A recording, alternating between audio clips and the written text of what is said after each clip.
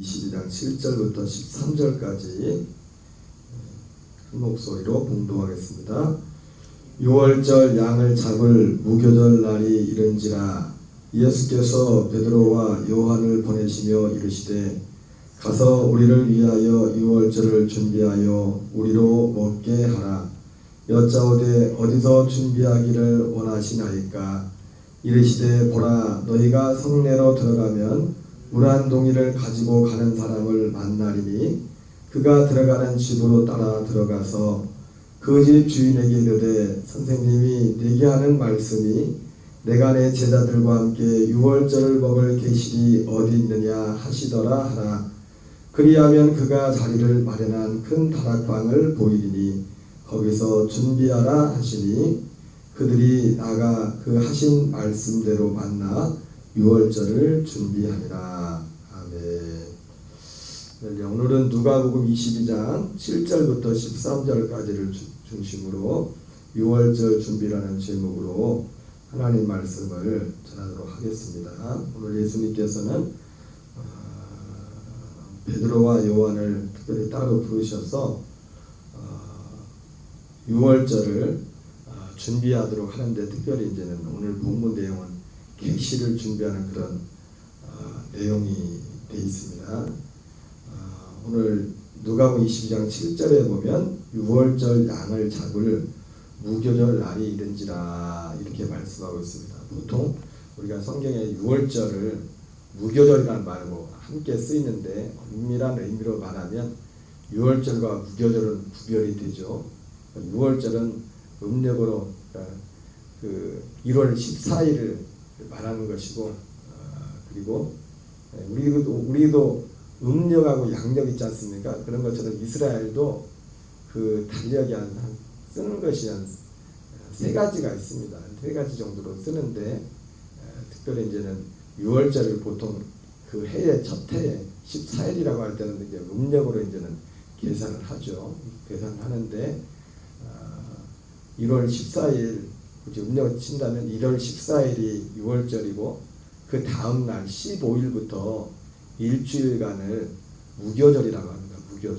무교절이라고 해서 그렇게 구분하는데, 오늘 본문에는 6월절과 무교절이 같이 연결되어 있기 때문에, 그리고 6월절 때 실제로 이제는 6월절은 다른 절기와 좀 다른 게 6월절 이게 무교절, 초실절 이런 절기가 이제는 모세를 통해서 이게 절기를 지키라고 이게 절기를 주지 않습니까? 그런데 사실은 6월절은 율법이 주어지기 전에 실제로 이제는 그 6월절이라는 사건이 있었죠. 이스라엘 백성들이 애굽에서 이제는 그 나오기 전에 10가지 재앙 가운데 마지막에 죽음의 재앙을 피하는 그 표로서, 그리고 그 애굽에 대한 어떻게 보면 그 심판 10가지 재앙 중에 재앙의 마지막 종지부를 찍는 그 사건이 6월절이었고, 근데 그 6월절 때 이제 이 무교절이 이제 같이 연결돼서 그 사건 안에 6월절이라는 사건 안에 이 무교절은 이제는 무교병, 누룩 없는 떡을 먹는 그거를 기념하는 거지 않습니까? 그것을 그때 이스라엘 백성들이 애굽에서 나올 때 6월절에 이제 양을 잡고 또 무교병을 먹은 그것을 기념해서, 그래서 6월절과 무교절을 이제는 사실은 같은 단어로 쓰지만 엄밀한 의미에서 말하면 6월절은 1월 14일이고 무교절은 그 다음 날부터 이제는 그 일주일간을 무교병을 먹는 그 기간을 말하는 것입니다. 그리고 이 무교절 기간 안에 6월절 다음 무교절 날부터 그 무교절 기간 동안에 있는 안식일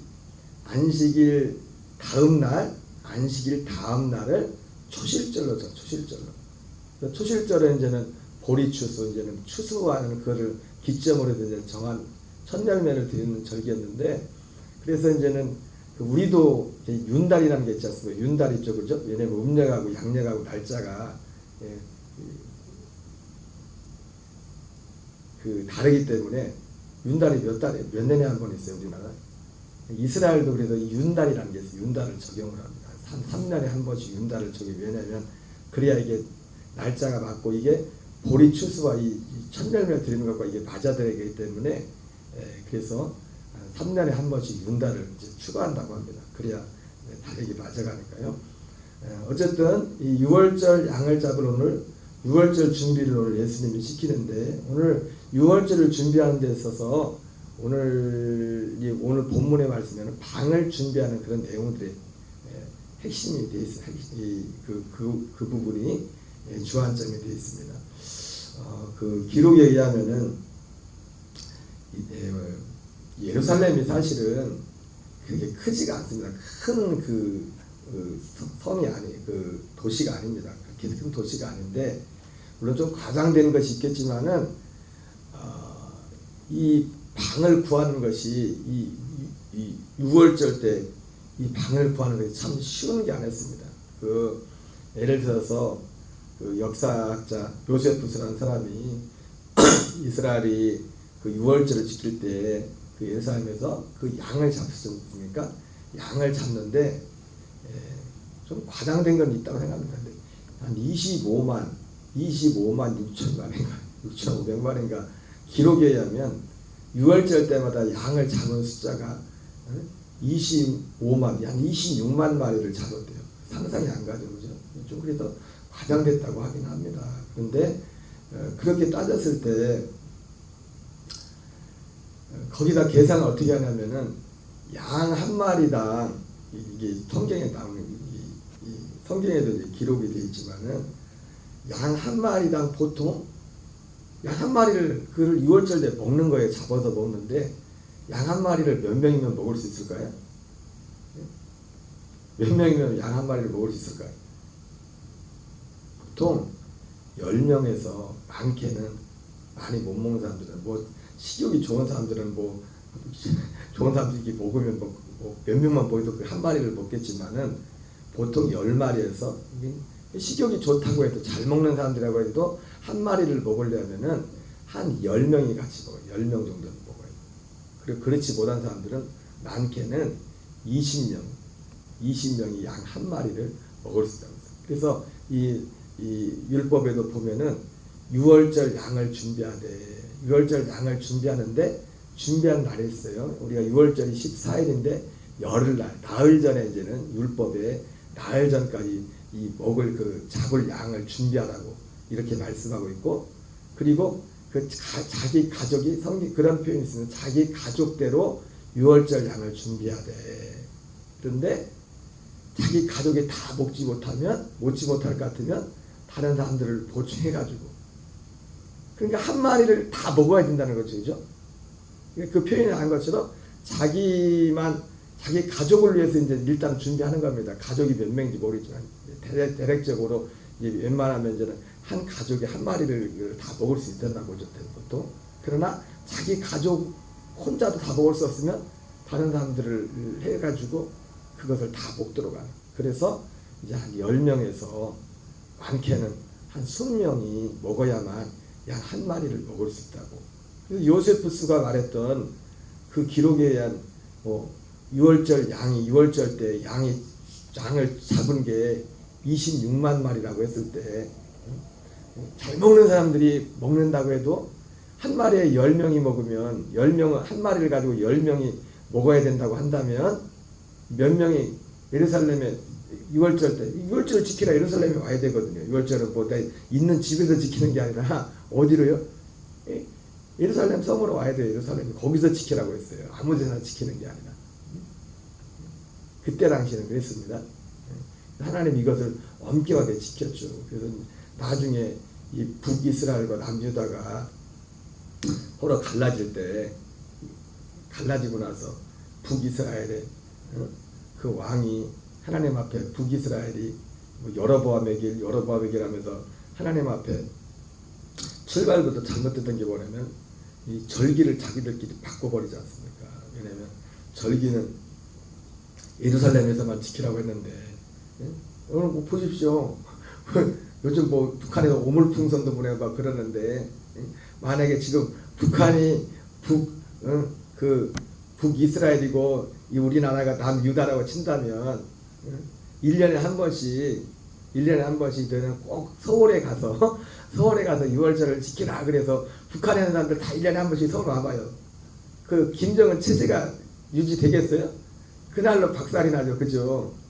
그래서 그걸 방지하려고 그 여로밤 왕이 날짜도 바꾸고 제사장 레이 제사장만 레인들만 제사장 쓰는데 레인이 아닌 사람들도 제사장을 할 수 있게 하고 그때부터 이제 북이스라엘은 그때부터 빗나간 겁니다. 하나님이 정하는 곳에 와서 하라고 했었는데 근데 그렇게 계산해 봤을 때 아까 서두에 말씀드렸지만 좀 과장된 거 있다고. 근데 요세푸스가 쓴 기록에 그렇게 돼 있어요. 요세푸스가 쓴 그 기록에 예수님의 죽으신 부활에 가는 것도 일반 역사가입니다. 일반 요세푸스는 하나님을 믿는 신앙을 다 좋은 그런 사람이 아니라 일반 역사가 있었어요. 로마의 이제는 편에는 유대인이었지만은 로마 군인의 신분이 되었던 그런 사람이었어요. 그 사람이 이제는 역사를 기술한 걸 다니면서 이렇게 보면 그렇게 돼 있어. 그래서 한 사람 10명 한 마리를 10명이 먹는다고 쳤을 때 유월절 때 사람들이 예루살렘에 얼마나 왔을까? 10명만 쳐도 몇 명이에요? 260만 명, 260만 명. 말이 260만 명이지. 여러분 전라남도 다 해봤자 200만 명이 한 200만 명. 전라남도 사람들이 예루살렘 별로 크지 않습니다. 좀 그래서 과장됐다고 하긴 하는 거예요. 그런데 얼마나 이게 어쨌든 그거를 10분의 1만 줄여도 10분의 1까지 하죠. 그 줄인다고 해도 아무리 그 수가 얼마나 많겠냐고요. 객지에서 온 사람들이 6월절 지키려고. 그러니까 방 구하기가 보통 문제가 아닐 거예요. 그래서 그때 6월절 때는 그래서 이 객실이 있을 때 6월절 때 특징이 뭐냐면은 그때 당시 지금 모르겠지만은 6월절을 지킬 때 객실에 이 빈 방이 있을 때 흰 수건인 천을 이렇게 걸어놓게 돼 있어요. 그래가지고 여기 방이 있습니다. 여기 방이 있습니다. 이걸 알려주고 그리고 6월절 때는 그 외지에 온 손님들한테 돈을 받으면 안 돼. 돈을 받으면 처벌을 받았어요. 돈 대신 그들이 가지고 온 어떤 다 물건으로 대신 받게 하는. 그래서 바가지 씌우고 그러면 큰일 났어요. 그때는 6월절 때.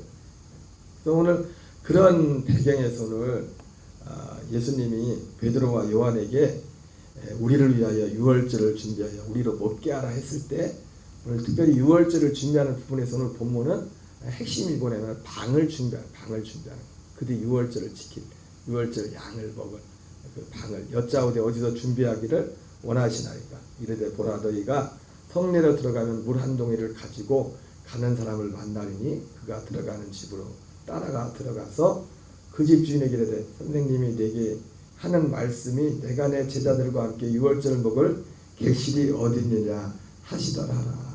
그리하면 그가 자리를 마련한 큰 다락방을 보이시니 거기서 준비하라 하시니 그들이 나가 그 하신 말씀대로 만나 6월절을 준비하리라. 이렇게 기록되는데 방금 말씀인 것처럼 이 본문은 6월절 준비하는 데 있어서 방을 준비하는 6월절을 지킬 방을 준비하는데 핵심이 맞춰져 있습니다. 근데 우리가 6월절을 준비하는데 성경에는 이런 내용만 기록되어 있지만은 실제로 6월절을 준비하는 것들이 중요한 것들이 많이 있습니다. 그 중에 하나가 뭐냐면 몇 가지만 말씀드리면 누룩을 제거하는 일이에요. 누룩을 제거하는 일. 6월절이 14일이라면 13일 날부터 누룩을 제거하는 거예요. 누룩을 제거하는 거예요. 순결함과 거룩함을 말하는 거죠. 앞서 말씀드렸지만 누룩은 무교병이 뭐냐면 누룩 없는 떡이고 누룩 없는 누룩을 이 반죽에 누룩을 넣는 이유가 뭐죠? 이걸 부풀리는 거잖아요, 그죠? 부풀리는 건데 누룩은 구약의 죄를 상징합니다. 죄를. 그래서 이 6월절을 지킬 때 6월절과 함께 무교이 시작되기 때문에 이 6월절을 지키기 전에 먼저 그 준비하는 것 중에 가장 중요한 것 중에 하나가 뭐냐면 누룩을 제거하는 겁니다. 누룩을. 그래서 실제로 유대인들은 지금도 6월절을 지킨다고 하면은 정통 유대인들은 그 6월절 절기가 보통 6월절이 일주일 지키지 않습니까? 근데 보통 한 2주에서 3주를 쉰다고 합니다. 유대인들은 2주에서 3주. 왜냐하면 6월절을 준비하는 기간이 있고, 그리고 이제는 그 전후로 해가지고 한 2, 3주를 이제 휴가를 정통 유대인들은 그렇게 하기도 한다고 합니다.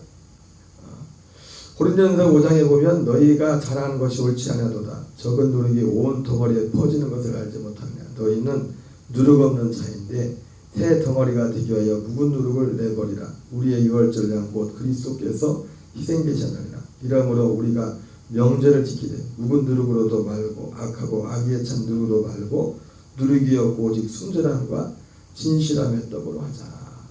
이렇게 말씀하고 있습니다. 그래서 실제로 그 이스라엘에 유학을 갔다 온 분들의 얘기를 들으면은 유학생들이 가난하지 않습니까? 그래서 이제 생필품 이제 또 생활하는데 필요한 생필품을 구할 때 우리도 보면 뭐 이제 자기가 쓰다 남은 물건들을 밖에 내놓지 않습니까? 근데 언제 이 물건들을 그리고 새것 같은 그런 심지어는 새것 같은 그 물건들도 구할 때 쉬울 때가 언제냐면은 6월절 때랍니다. 왜냐면 6월절 때 어떤 집들은 우리가 이게 누룩을 제거한다고 했지만은 단지 어떤 누룩이 아니라 집 안에 어떤 그런 어떤 누룩과 같은 그런 요소들을 다 쉽게 말해 대청소를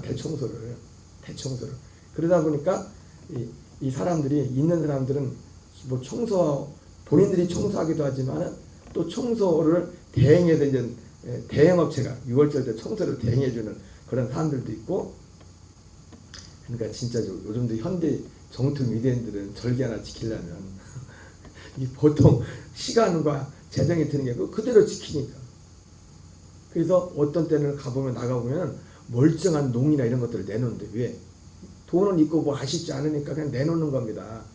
이거 청소하고 하느니 차라리 바꾸자 해가지고 떼거로 바꾸고 다 내놓으면은 운 좋은 이제 그 몫은 누구 거냐면 한국 유학생들이 이때다 해가지고 가난 유학생들이 그걸 가져다가 살림에 보태 쓰기도 한다고 합니다. 어쨌든 왜 이걸 말해? 2월절을 준비한 데 있어서 중요한 게 가장 핵심적인 것 중에 하나가 뭐냐면 누룩을 제거하는 누룩을.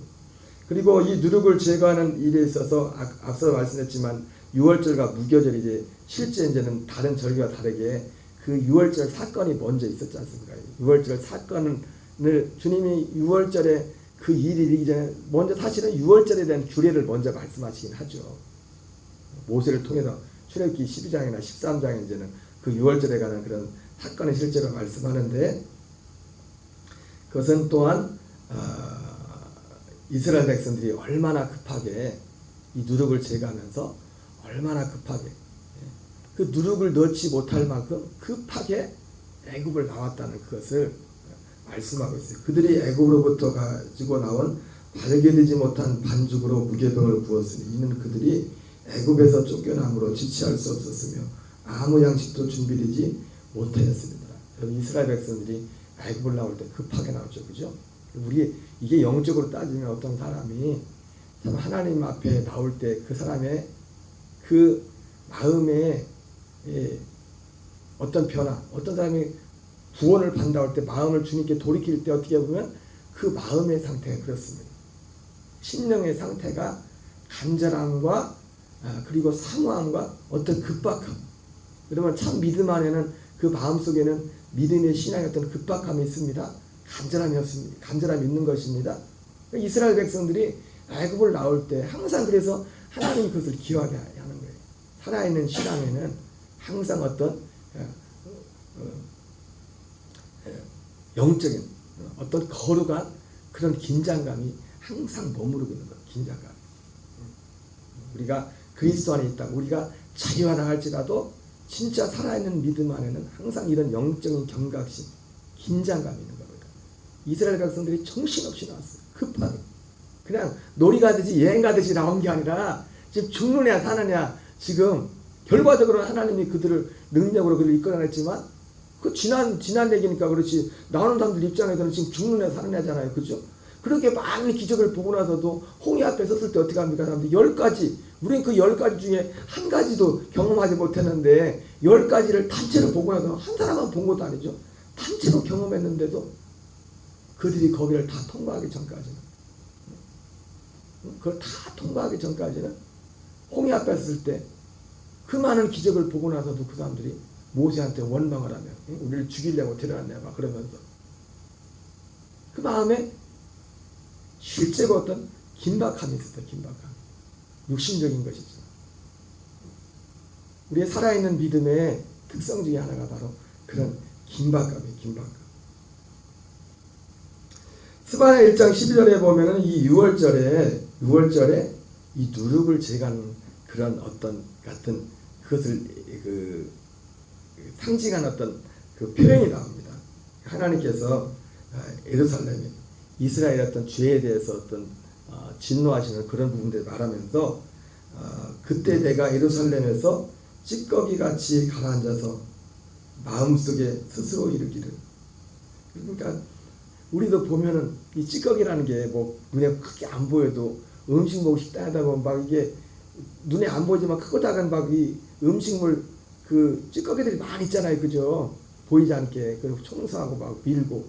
쉽게 말하면 이런 것들을 하나하나 다 제거하는 거예요. 6월절 준비할 때 마음속에 이르기를 여호와께서는 복도 내리지 않으시며 화도 내리지 아니하시리라 하는 자를 등불로 두루 찾아 벌하리니. 이 표현이 마치 뭐 같은 거냐면 6월절을 준비하는 이스라엘 백성들이 집안 대청소하는 거예요. 그래서 이 찌꺼기들, 먼지들 이런 것들을 다 제거하는 그것을 이제 그것을 빗대어 가지고 하나님이 이스라엘에 있는 사람들의 그 죄를 찾겠다는 거예요. 죄를 등불로 찾아가지고 하나님은 화도 내리지 않고 하나님은 복도 내리지 않는 하나님이라고 그런 죄를 다 구석구석 찾아서 하나님이 벌하겠다고 할 때 그 표현이 바로 이 무교절을 빗대어서 말씀한 거죠. 그리고 두 번째 하는 것 중에 하나가 뭐냐면 6월절 준비하는데 두 번째 하는 게 뭐냐면 이 길가에 그 성경에 보면 평토장한 무덤이라는 게 있어요. 평토장한 무덤. 회칠한 무덤, 이 회칠한 이스라엘 백성 그 바리새인들한테 하나님이 이 외식하는 자야 회칠한 무덤이요 그런 표현 있지 않습니까? 6월절 준비하는 것 중에 하나가 뭐냐면 실제로 회칠하는 거. 회칠. 어디에 회칠하냐면 무덤에, 특별히 어떤 무덤? 평토장한 무덤. 이제 예루살렘으로 오기에 수많은 사람들이 객지에서 올 거 아닙니까? 전국에서 그 많은 사람들이 오면서 근데 6월절을 지키려면 6월절의 기간은 정해져 있지 않습니까? 7일 동안 지키는데 이스라엘의 율법에 시체에 접촉하면 부정해져 가지고 최소한 기본적으로 일주일 동안 부정하잖아요. 그죠? 그때는 아무것도 못하는 거면 사람도 접촉하면 안 되고 아무것도 못해요. 근데 그들이 부정하게 될 수 있는 많은 요인 중에 하나가 뭐냐면 시체에 접촉한 시체. 이스라엘은 보통 이제 무덤이 이제 동굴로 이게 돼 있어서 그 동굴 안에 여러 사람을 이렇게 매장하는 거지만 그러나 이 동굴도 돈이 있는 사람들이 그 무덤 그걸 사지. 그죠? 요즘도 뭐 낙골 땅도 이제 가족묘를 이렇게 하기도 하지만 그것도 돈이 있어야 뭘 만드는 거잖아요. 그죠? 유대인들도 그때 없는 사람들은 그냥 일반 평지에다 그냥 묻었어요. 그 평지가 우리와 같이 우리나라랑 같은 땅이 아니라 이스라엘은 석회가 많아요. 석회암이 돌이. 그래서 땅을 파도 웬만할 때 보통 깊이 파지 못해가지고 대충 파고도 이거 내장을 했었어요. 이제 보통 때는 문제가 안 되지만 비가 오고 그러면 이게 이 속에 있는 이 뼈들이나 이게 지나면 이게 밖으로 나올 수도 있잖아요. 그죠? 그러면 모르고 사람들이 그걸 밟아버리면 어떻게 해요? 그냥 부정해져가지고 그렇게 시간 들이고 돈 들여가지고 왔는데 6월절도 못 지키는 겁니다. 6월절. 그러니까 유대인들에게 있어서 이 6월절이라는 것은 다른 절기도 그렇지만은 이 남자는 1년에 3번씩 꼭 하나님께 보이라 했잖아요. 그죠? 이거를 지키지 않으면 유대인들에게 있어서는 그 유대인이 뭐 우리 가족을 치면은 호적에서 파버린다 이런 표현을 하지만은 유대인들에게 있어서 이것을 지키지 않는 것은 하나님의 백성에서 끊어진다는 그런 어떤 급박함을 가지고 이들은 유월절을 지켰어요. 하나님께서 끊어진다는 그런 표현, 그래가지고 누룩을 제거하고 유월절을 준비하면서 그리고 이제는 이 배치라는 게 뭐냐면 그 무덤을 보통 때는 이게 표시를 안 하면 모르잖아요. 표시 안 하면 가다 쑥 하고 발로 이걸 말짱 돌아먹대는 거예요. 그래가지고 성전에서 사람들을 파견해가지고 그때는 마치 우리나라 일자리 창출이 자연스럽게 될 겁니다. 선거 때 일자리 창출이 막 선거운동을 하고 일자리 창출하듯이 그 표시하는 무덤마다 무덤을 찾아가지고 회치를 해가지고 여기 무덤입니다. 표시를 해놓은 겁니다. 그게 회치를 한다는 겁니다. 우리가 성경에 나오는 평토장했다는 것은 평토장한 무덤이란 뭐냐면 표시가 되어 있지 않은 무덤이라는 거예요. 표시가 되지 unmarked grave 영어 성경에 묻어 있는데 표시되지 않은. 그래서 이거 무덤입니다. 조심하세요. 이게 하는 게 유월절을 준비하는 데서 굉장히 중요한 것 중에 하나였습니다.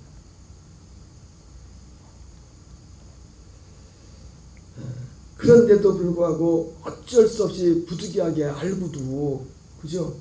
알고도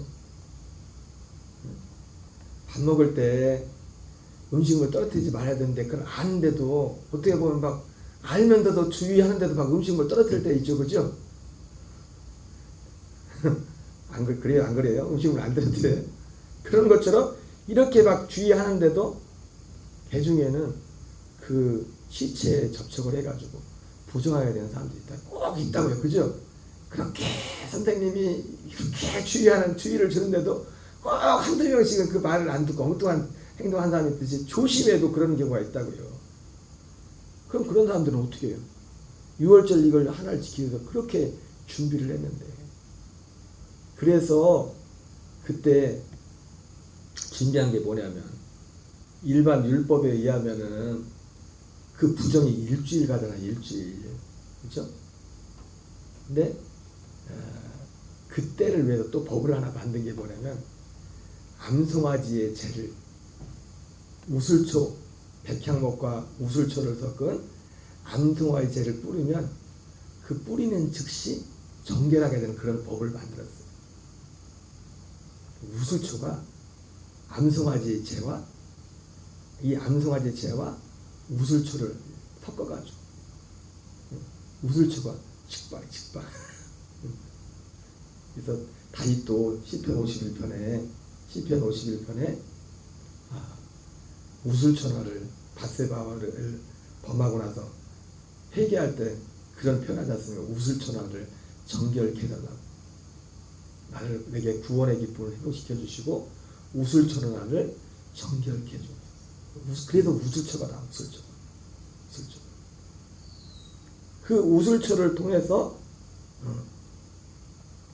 정결하게. 그래서 히브리서 9장 13절 14절 그래서 이 말씀의 의도에서 이런 표현이지. 염소와 황소의 피와 및 암송아지 죄를 부정한 자의 불의 육체를 정결하게 하여 거룩하게 하거든. 이게 뭐 율법 시대에 있었던 거예요. 율법 시대에 염소와 황소의 피와 암송아지의 죄를 뿌려 정결하게 하거든. 바로 여기서 말하는 그 암송아지의 죄를 가지고 제가 이 우슬초가 섞여가지고 보통 사람들이 부정에 접촉되면 일주일을 가야 되는데 아니 지금 6월절 같은데 실수로 그래가지고 그 사람들이 일부러 그런 것도 아니고 그런 1년 쉽게 말해서 1년 농사를 망칠 판인데 그런 사람들을 위해서 이 암송아지를 뿌려가지고 즉시 정결케 해가지고 6월절을 지킬 수 있도록 하는 그런 어떤 안전장치를 마련했죠. 그래서 이걸 가져가다가 히브리서는 염소와 황소의 피와 및 암송아지를 뿌려 그 육체를 정결하게 하여 거룩하게 하거든 하물며 영원하신 성령으로 말미암아 흠없는 자기를 하나님께 드린 그리스도의 피가 어찌나 양심을 죽은 행실에서 깨끗하게 하고 살아계신 하나님을 섬기게 하지 못하겠느냐 이런 표현이 있습니다. 6월절 준비하는데 이런 준비가 있었다. 그리고 제일 중요한 건 뭐예요? 먹을 양이죠, 양. 근데 앞서 말씀드렸처럼 6월절 양은 기껏해야 많이 먹어야 몇 명이야? 20명. 근데 진짜 6월절 양은 누구예요? 우리 주 예수 그리스도죠, 그죠? 하나님의 무릇이. 그 예수님은 우리가 예수님이 먹으라 나를 먹으라고잖아요, 그죠? 그죠? 6월절의 양은 그 한 마리에 10명에서 많아야 20명이죠. 우리의 6월절 양 되신 그리스도는 무한대입니다. 무한대. 정말 회개하고 믿고 하나님의 은혜를 갈망하는 모든 자들에게 우리의 진정한 생명의 떡이 되시는 그분이 우리 주 예수 그리스도 되시는 것입니다. 오늘은 우리는 매일매일 사실 어떤 면에서 매일매일 6월절을 지키는 겁니다. 6월절을 사도 바울이 우리가 항상 우리 자신을 죽음에 넘겨주고 우리 안에 있는 모든 더러운 것들 모든 것까지 우리 옛사람의 역사는 모든 게 올 때마다 그 모든 것을 다 순간순간 죽음에 넘겨주는 이런 우리의 믿음의 결단과 행동들 이것이 오늘 6월절 진정한 6월절 양이 되신 그리스도와 연합하여 우리의 죄를 제가 하나님의 아들의 생명으로 사는 하나님의 아들들의 삶인 줄 믿습니다.